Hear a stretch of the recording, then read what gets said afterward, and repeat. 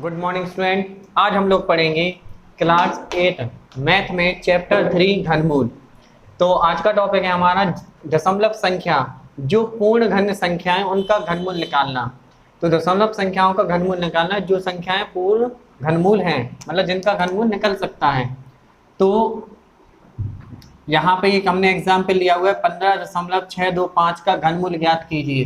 तो 15.625 को पहले तो हम भिन्न में लिख लेंगे। कैसे? दशमलव के बाद कितने अंक हैं? 3। तो नीचे क्या करेंगे, 1 लिखने के बाद उतनी ही 0 बढ़ा देंगे और ऊपर दशमलव हट जाएगा। क्या आ जाएगा? 15,625 बटे 1000। अब हमें इसका निकालना है घनमूल, तो इस पर हम घन लगा देंगे, घनमूल। अब 15,625 के हमें निकालने हैं पहले गुणनखंड, या आपको पहले से याद हो तो आप डायरेक्ट भी लिख सकते हैं। 5 से भाग देंगे, 5 3 15, 5 एकम 5 और फिर 1 2 5 दूनी 10 पचम 25। फिर 5 से देंगे, 5 छक्के 30, 5 दूनी 10 5 पचम 25। फिर 5 से भाग देंगे तो 125 बार। फिर 5 से भाग देंगे 25 बार जाएगा। फिर 5 से भाग देंगे तो 5 बार और फिर 5 से देंगे तो 1 बार। और इसी प्रकार घनमूल कितनी बार है? 5 1 2 3 4 5 6 6 बार है। 1 2 3 4 5 और 6 बार 5 आ गया। और 1000 के हम करेंगे तो इसके तो हम सीधे कर सकते हैं 10 गुणे 10 गुणे 10।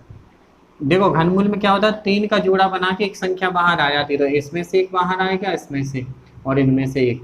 तो क्या हो जाएगा हमारा 5 गुणे 5 बटे 10। अब ये हमारा सॉल्व भी हो रहा है। 5 एकम 5 5 दूनी 10, तो क्या आ गया 5 बटे 2। और 5 में 2 से भाग देंगे तो कितना आ जाएगा 2.5। तो हम यहाँ पे राइट करेंगे 15.625 का जो घनमूल है वो कितना निकला 2.5। ठीक है बच्चों। देखिए एक और एग्जाम्पल लिया हमने, 0.000729 का घनमूल ज्ञात करना है। तो इसके लिए हम क्या करेंगे, पहले हम इसको भिन्न में कन्वर्ट कर दे रहे हैं। यहाँ 0.00729, तो इसको हम लिखेंगे। देखो हमने क्या बताया, दशमलव के बाद जितने अंक हो एक के बाद उतने 0 रख देना है। 1 2 3 4 5 6। दशमलव के बाद 6 अंक है तो दशमलव के बाद 6 0 आ जाएंगे, 4 5 6। और ऊपर का दशमलव हट जाएगा, क्या हो जाएगा 0 दशमलव, यहाँ से दशमलव हट जाएगा तो 00729। अब आगे के 0 का कोई महत्व नहीं होता तो इसको हम हटा देंगे। क्या हो जाएगा 729 बटे और ढाई सैकड़ा हजार 10,000 लाख 10 लाख 10 लाख हो जाएगा। इस पे हम लगा देंगे घनमूल। इसका हमें घन निकालना है।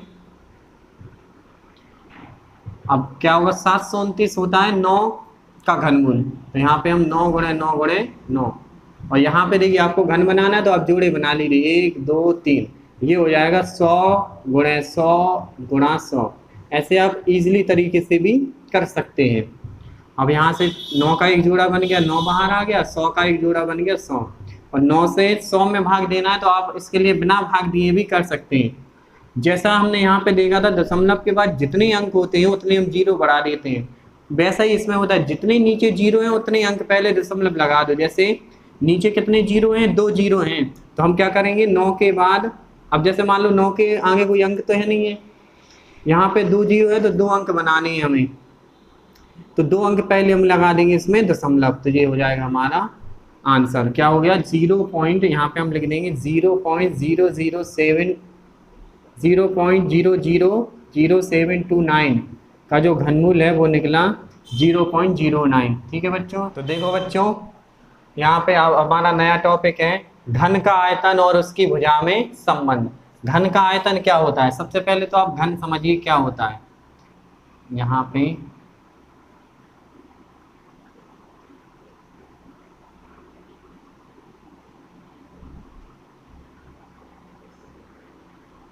ये होता है हमारा घन, जिसको हम क्यूब कहते हैं।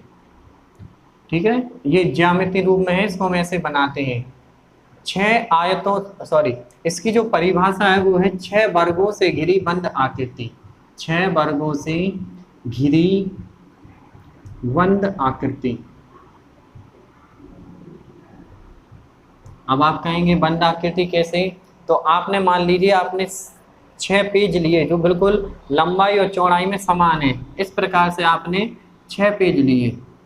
6 पेज को क्या किया, पहला पेज ऐसे रखा ना, उस पे एक इस तरफ, एक इस तरफ, एक इस तरफ और एक इस तरफ, 4 पेज उसकी दीवार टाइप की हो जाएंगी, एक नीचे और दूसरा एक और हो जाएगा उसके ऊपर।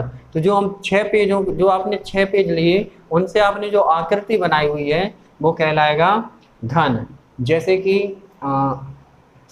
क्या नाम, इसके लिए हम ले सकते हैं, जैसे आपने पजल देखा होगा क्यूबिक, वो उस तरीके का जो आकृति होती है उसको हम कहते हैं घन। तो इस घन में क्या होती है, इसकी जो सभी आकृति 6 वर्गों से घिरी आकृति, इसकी हम भुजा मान लेते हैं, जैसे ए है, मान लिया इसकी जो प्रत्येक भुजाएं है तो इसकी सभी भुजाएं बराबर होती हैं। घन की सभी भुजाएं बराबर होती हैं, घन की सभी भुजाएं बराबर होती हैं, घन की सभी भुजाएं बराबर होती हैं। तो घन का आयतन, घन का आयतन होता है भुजा का क्यूब, ठीक है, भुजा की घात 3। घन का आयतन मतलब होता है जो आपके पास बॉक्स है, आपने उसमें मान लो कोई भी सामान भरा जो पूरी तरह बंद हो जाए, भर जाए, उसको हम कहते हैं आयतन, ठीक है। जैसे हमने इसमें भरा ना कोई भी चीज़, तो ये पूरा भर गया बिल्कुल, तो उसको हम कहेंगे आयतन। और या फिर हमने जैसे मान लीजिए घन का आयतन हमने भुजा ए मानी, तो क्या हो जाएगा ए क्यूब, ठीक है। तो इस फॉर्मूले का हम यूज़ कर सकते हैं। और यदि मान लो आपको भुजा दी हुई है और घन का आयतन पूछ लिया, और सॉरी आयतन अगर दिया हुआ है आपको और भुजा पूछे, तो हम भुजा बराबर लिख सकते हैं आयतन का क्यूब, आयतन का क्यूब, ठीक है। इस पर हम आपको एग्जाम्पल बताते हैं। अब देखिए बच्चे कि घन के आयतन पे आधारित हम आपको 2 प्रश्न दिए हुए हैं, इनको हल करके बताते हैं। पहला है, एक घनाकार बक्से का आयतन 8000 सेमी क्यूब है, इसकी एक भुजा ज्ञात कीजिए। अब आप कह रहे होंगे कि सेमी क्यूब क्या होता है, तो हमने आपको बताया था कि क्यूब का मतलब क्या होता है घन, तो इसको हम ऐसे भी पढ़ सकते हैं 8000 घन सेमी। आयतन कितना है, घन सेमी, ये मात्रक दिया हुआ है, आयतन का मात्रक होता है घन सेमी, इसकी हमें भुजा ज्ञात करनी है। तो हमने आपको भी एक फॉर्मूला बताया था, अपन सबसे पहले क्या करेंगे, माना घन की भुजा, घन की भुजा हमने मान ली x है, तो घन का आयतन क्या हो जाएगा, घन का आयतन, घन का आयतन अच्छा हमें दिया कितना है 8000 सेंटीमीटर क्यूब, और घन का आयतन होता क्या है, भुजा का क्यूब। अब भुजा हमारी x है तो हम क्या करेंगे x की पावर 3, 8000, x बराबर क्या हो जाएगा, ये जो क्यूब है ना पक्षांतर कर देंगे तो ये घन है, इस तरफ उस तरफ चला जाएगा तो घनमूल हो जाएगा, हम आपको ये पढ़ा चुके हैं। 8000 का हमें क्या करना है, फैक्टर करना है, तो इसके आप बहुत सरल तरीके से कर सकते हैं। 8000 को हम ऐसे लिख सकते हैं 8000 गुणे 8 गुणे 1000, 8 के गुणनखंड होते हैं 2 गुणे 2 गुणे 2, और 1000 के होंगे 10 गुणे 10 गुणे 10, और इस पर जब हम घन लगा देंगे तो कितना हो जाएगा, ये किसमें से 2 बाहर आ जाएगा, इनमें से 10, तो कितना हो जाएगा 20 सेंटीमीटर। तो इसकी भुजा कितनी हो जाएगी, इसकी एक भुजा हो जाएगी 20 सेंटीमीटर, क्योंकि आयतन कितना है 8000 सेंटीमीटर क्यूब। अब देखिए एक और एग्जाम्पल देखिए इसी में, एक घनाकार कंपोस्ट खाद के गड्ढे का आयतन 13.824 मीटर क्यूब है, तो गड्ढे की गहराई ज्ञात कीजिए। अब आपने देखा हो गड्ढा इस प्रकार का होता है, ठीक है, इस गड्ढे की जो गहराई है, ये जो गड्ढा है वो किस प्रकार आकृति का है, घन आकार का, मतलब इसकी जो भुजाएं हैं वो समान होगी, मतलब यहाँ से यहाँ तक ये भुजा भी समान होगी और ये वाली भी भुजा समान होगी। मान लो गड्ढा है ना, गड्ढा आपने देखा होगा, उसमें हमें खाद डालना है, खाद कितनी डाल रहे हैं हम उसमें, आयतन कितना है गड्ढे का 13.824 मीटर क्यूब, तो ये इसका आयतन है, मतलब इसमें हम जो गड्ढे में खाद डालेंगे उतनी खाद उसमें डल जानी है। हमें निकालना क्या है, गड्ढे की गहराई, गड्ढे की गहराई किसके बराबर होगी, उसकी भुजा के बराबर। तो हम यहाँ पे लिखेंगे माना घनाकार कंपोस्ट खाद के गड्ढे की गहराई बराबर x मीटर। क्या मान लिया हमने? x metre. तो अब क्या होगा, इसका आयतन कितना दिया हुआ है? आयतन दिया हुआ है घनाकार कंपोस्ट गड्ढे का, हमें वो आयतन दिया हुआ है 13.824 मीटर क्यूब। और घन का आयतन क्या होता है हम आपको बता चुके हैं, एक्स क्यूब बराबर 13.824। और एक्स बराबर क्या हो जाएगा, ये जो घन है ना पक्षांतर करेंगे तो घनमूल में बदल जाएगा 13.824। अब 13.824 का हम निकालेंगे गुणनखंड। तो इसको हम पहले क्या करेंगे, दशमलव में है तो दशमलव से हम इसको किस में कन्वर्ट कर लेंगे, भिन्न में। कैसे कि दशमलव के बाद कितने अंक हैं, 3, तो हम क्या लगा देंगे 3 जीरो, फिर लगा देंगे इस पे घन। अब 13,824 का हमें घन निकालना है।